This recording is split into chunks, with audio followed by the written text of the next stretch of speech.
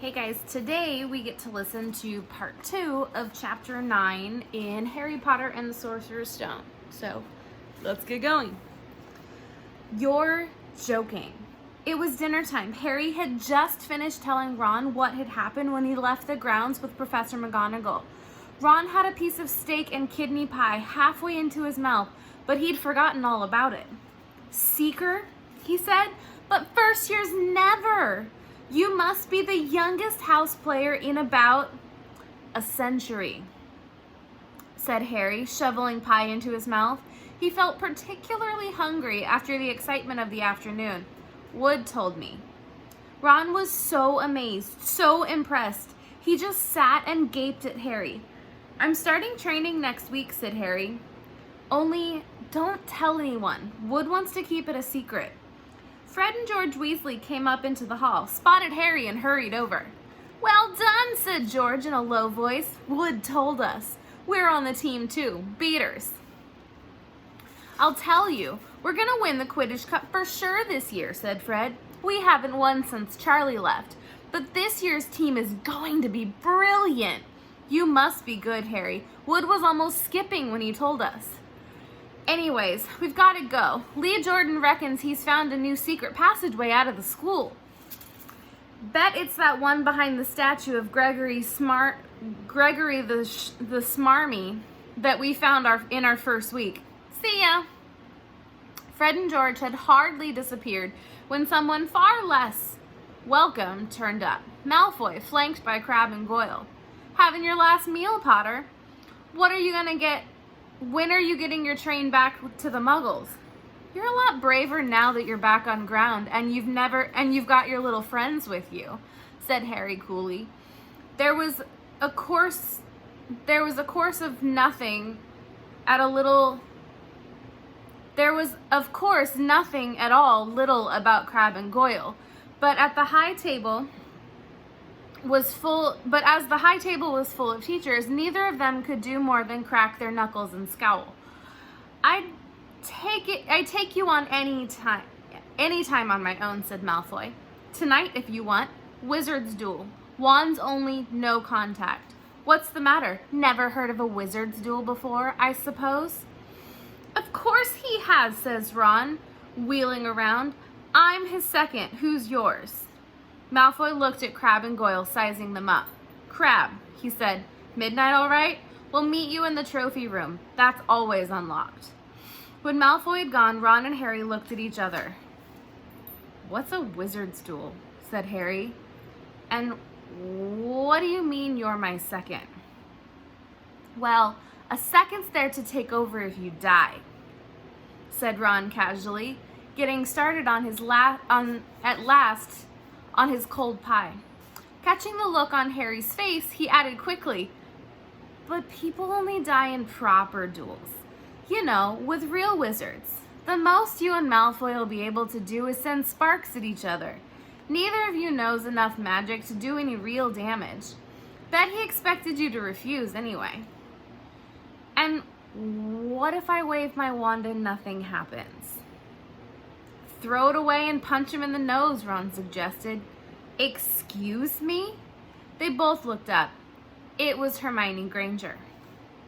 Can't a person eat in peace in this place, said Ron. Hermione ignored him and spoke to Harry. I couldn't help but overhearing that you and Malfoy were saying, bet you could, Ron muttered. And you mustn't go wandering around the school at night. Think of the points you'll lose Gryffindor if you get caught. And you're bound to be. It's really very selfish of you. And it's really none of your business, said Harry. Goodbye, said Ron. At the same time, it wasn't what you'd call the perfect end to the day, Harry thought, as he lay awake much later listening to Dean and Seamus falling asleep. Neville wasn't back from the hospital wing.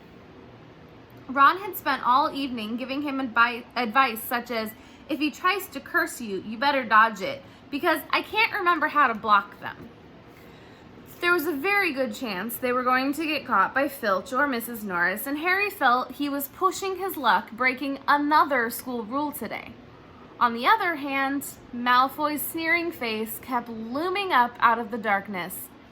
This was his big chance to beat Malfoy face to face. He couldn't miss it. 11:30. Ron muttered at last, "We'd better go." They pulled on their bathrobes, picked up their wands, and crept across the tower room, down the spiral staircase, and into the Gryffindor common room. A few embers were still glowing in the fireplace, turning all the armchairs into hunched black shadows.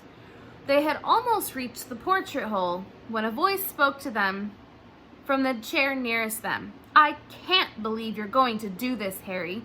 A lamp flickered on. It was Hermione Granger, wearing a pink bathrobe and a frown. "You," said Ron furiously, "go back to bed." "I almost told your brother," Hermione snapped. "Percy, he's a prefect. He'd put a stop to this." Harry couldn't believe anyone could be so interfering. "Come on," he said to Ron. He pushed open the portrait of the fat lady and climbed through the hole. Hermione wasn't going to give up that easily. She followed Ron through the portrait hole, hissing at them like an angry goose. "Don't you care about Gryffindor? Do you only care about yourselves? I don't want Slytherin to win the House Cup, and you'll lose all the points I got from Professor McGonagall for knowing about switching spells. Go away." "All right, but I warned you. You just remember what I said when you're on the train home tomorrow. So you're so..."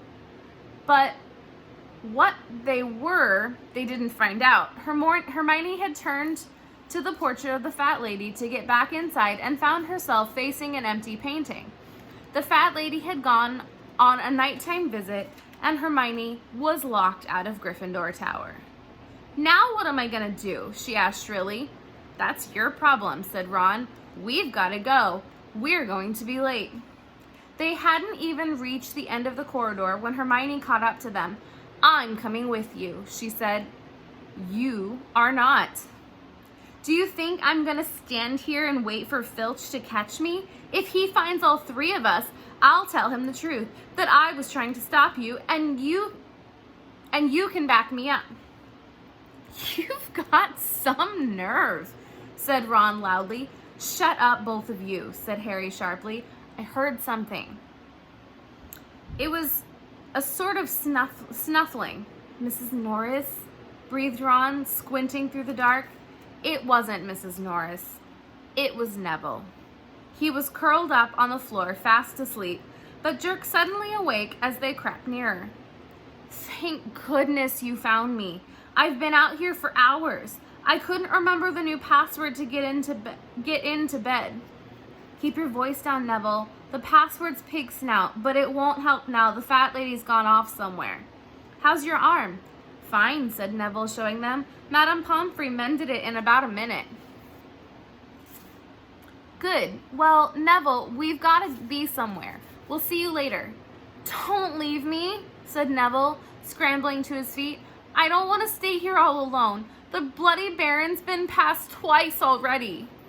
Ron looked at his watch, then glared furiously at Hermione and Neville. "If either of you get us caught, I'll never rest until I've learned the curse of the boogies Quirrell told us about, and use it on you." Hermione opened her mouth, perhaps to tell Ron exactly how to use the curse of the bogies, but Harry hissed at her to be quiet and beckoned them all forward.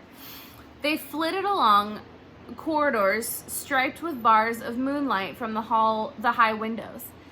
At every turn, Harry expected to run into Filch and Mrs. Norris, but they were lucky. They all sped up a staircase to the 3rd floor and tiptoed toward the trophy room. Malfoy and Crabbe weren't there yet. The crystal trophy cases glimmered where the moonlight caught them.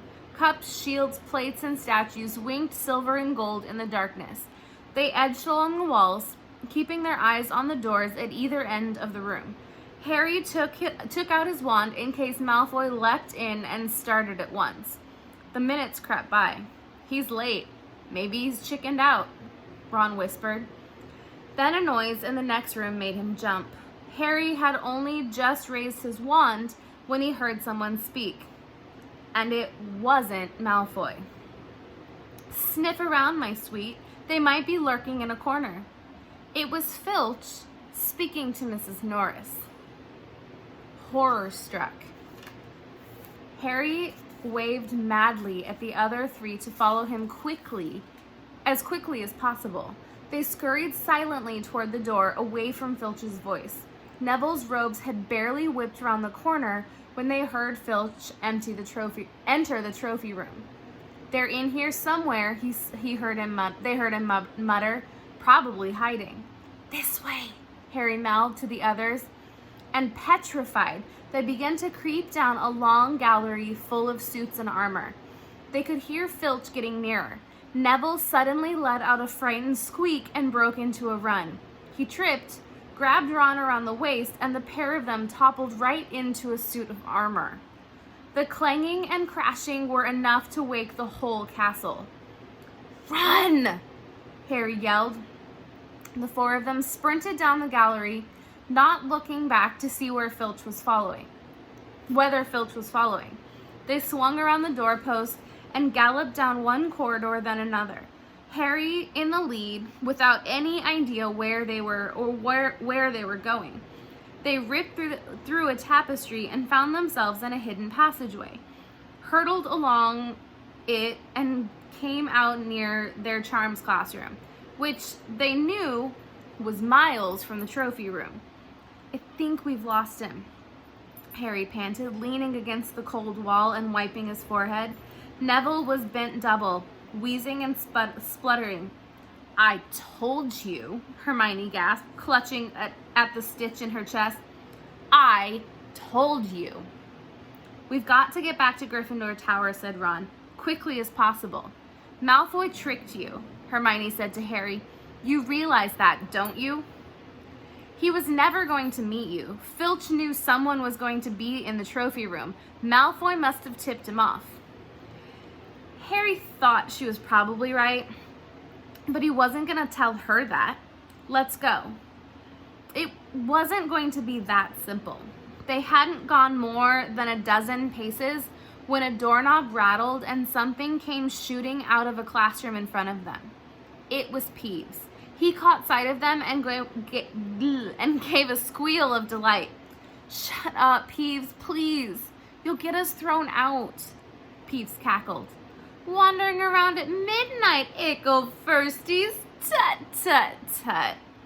Naughty, naughty, you'll get caughty." "Not if you don't give us away, Peeves, please." "Should tell Filch I should," said Peeves in a saintly voice, but his eyes glittered wickedly. "It's for your own good, you know." "Get out of the way," snapped Ron, taking a swipe at Peeves. That was a mistake. "Students out of bed," Peeves bellowed. "Students out of bed, down the charms corridor." Ducking under Peeves, they ran for their lives, right to the end of the corridor, where they slammed into a door, and it was locked. "This is it," Ron moaned, as they pushed helplessly at the door. "We're done for. This is the end." They could hear footsteps, Filch running as fast as he could towards Peeves' shouts. "Oh, move over," Hermione snarled. She grabbed Harry's wand, tapped the lock, and whispered, "Alohomora." The lock clicked and the door swung open. They piled through it, shut it quickly, and pressed their ears against it, listening. "Which way did they go, Peeves?" Filch was saying. "Quick, tell me." "Say please." "Don't mess with me. Peeves, now where did they go?" "Saints say nothing if you don't say please," said Peeves in his annoying sing-song voice. "All right, please." "Nothing." "Ha ha ha. Told you I wouldn't say nothing if you didn't say please." "Ha ha ha ha." And they heard the sound of Peeves whooshing away and Filch cursing in rage. "He thinks the store is locked," Harry whispered. "I think we'll be okay. Get off, Neville." For Neville had been tugging on the sleeve of Harry's bathrobe for the last minute. "What?" Harry turned around and saw quite clearly what, for a moment, he was sure he'd walked into a nightmare. This was too much. On top of everything that had happened so far, they were in a room as he had supposed. They weren't in a room as he had supposed. They were in a corridor, the forbidden corridor on the 3rd floor. And now they knew why it was forbidden. They were looking straight into the eyes of a monstrous dog. A dog that filled the whole space between ceiling and floor. It had 3 heads, 3 pairs of rolling mad eyes, 3 noses twitching and quivering in their direction, 3 drooling mouths, saliva hanging in slippery ropes from yellowish fangs. It was standing quite still, all 6 eyes staring at them, and Harry knew that the only reason they weren't already dead was that their sudden appearance had taken it by surprise. But it was quickly getting over that. There was no mistaking what those thunderous growls meant. Harry groped for the doorknob. Between Filch and death, he'd take Filch. They fell backwards. Harry slammed the door shut, and they ran, almost flew, backwards down the corridor. Filch must have hurried off to look for them somewhere else because they didn't see him anywhere, but they hardly cared. All they wanted to do was put as much space as possible between them and the monster. They didn't stop running until they reached the portrait of the fat lady on the 7th floor. "Where on earth have you all been?" she said, looking at their bathrobes hanging off their shoulders and their flushed, sweaty faces. "Never mind that. Pig snout, panted Harry, and the portrait swung forward. They scrambled into the common room and collapsed, trembling into armchairs. It was a while before any of them said anything. Neville, indeed, looked as if he'd never speak again. "What do they think they're doing, keeping a thing like that locked up in a school?" Ron said finally. "If any dog needs exercise, that one does." Hermione had got both her breath and her bad temper back again. "You don't use your eyes, any of you, do you?" she snapped. "Didn't you see what it was standing on?" "The floor?" Harry suggested. "I wasn't looking at its feet. I was too busy looking at its heads." Not the floor. It was standing on a trap door. It's obviously guarding something." She stood up, glaring at them. "I suppose you're pleased with yourself. We could have all been killed. Or worse, expelled. Now, if you don't mind, I'm going to bed." Ron stared after her, his mouth open. "No, we don't mind," he said. "You'd think we dragged her along, wouldn't you?" But Hermione had given Harry something else to think about as he climbed back into bed. The dog was guarding something. What had Hagrid said? Gringotts was the safest place in the world for something you wanted to hide, except perhaps Hogwarts. It looked as though Harry had found out where the grubby little package from the vault from Vault 713 was. All right, guys, that's the end of the chapter. You'll have to come back tomorrow to see what happens next.